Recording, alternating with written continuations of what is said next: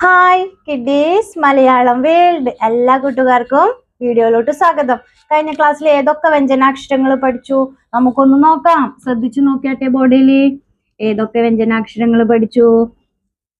ക, പിന്നീട് ഏതാ നമ്മൾ പഠിച്ചേ? ഗ, ഗ, ഗ,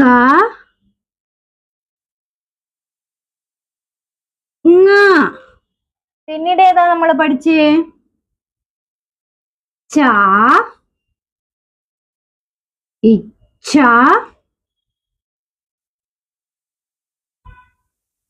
ജ, ഇജ, ഞ.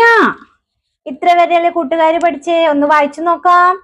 ക, ഘ, ഘ, ഗ, ങ, ച, ഇച്ഛ, ജ, ഇജ, ഞ.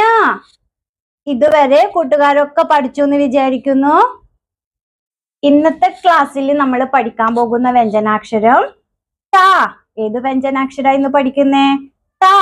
ത എങ്ങനെ എഴുതുന്നേ നോക്കാം. ബോർഡിലോട്ട് ശ്രദ്ധിച്ചു നോക്കിയേ. ത എങ്ങനെ എഴുതുന്നേ? ത എങ്ങനെ എഴുതുന്നു നോക്കിയേ. ഇവിടുന്ന് തുടങ്ങി ഇങ്ങനെ വന്ന് ഇങ്ങനെ. എങ്ങനെയാ ത എഴുതുന്നേ? ഒന്ന് നോക്കിയേ. ഇവിടുന്ന് വന്ന് ഇങ്ങനെ വന്ന് ഇങ്ങനെ. ത നോക്കിക്കേ. ഇവിടുന്ന് ഇങ്ങനെ തുടങ്ങി ഇങ്ങനെ എഴുതി ഇങ്ങനെ എഴുതുക. ത. ഏതാക്ഷരം? വ്യഞ്ജനാക്ഷരം ത. ഒന്നുകൂടി ശ്രദ്ധിച്ചു നോക്കിയേ. കുത്തിട്ടിട്ട് എഴുതി നോക്കിയട്ടെ. ഇതാ ഇവിടുന്ന് തുടങ്ങി ഇങ്ങനെ വന്ന് താഴത്തോട്ട് വന്ന് വീണ്ടും ഇങ്ങനെ വന്ന് ത. ഏതാ വ്യഞ്ജനാക്ഷരം? ത. എളുപ്പല്ലേ? മുകളിൽ നിന്ന് ഇങ്ങനെ വന്ന് കറങ്ങി വീണ്ടും നോക്കിയേ താഴത്തോട്ട് വന്ന് ഇങ്ങനെ ത. ഒന്ന് ബുക്ക് എടുത്ത് എഴുതി നോക്കിയേ.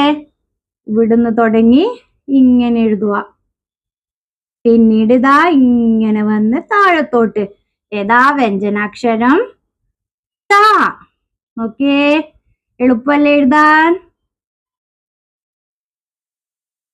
ത എഴുതാൻ പറ്റുന്നുണ്ടോ?